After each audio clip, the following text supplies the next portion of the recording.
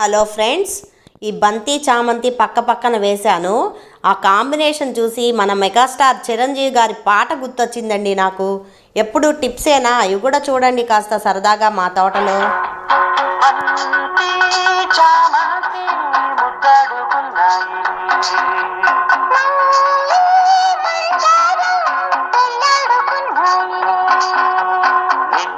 ఇక్కడ చూడండి, చామంతి, ఎల్లో చామంతికి రోజ్ పింక్ కలరు మందారం చూడండి ఎంత అందంగా ఉందో.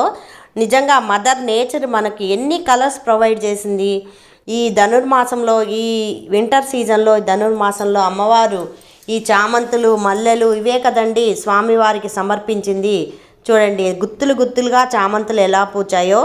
ఎప్పుడు టిప్సే కాదండి, ఇవి కూడా చూడాలి. ఓకేనా, చూసి ఎంజాయ్ చేయండి.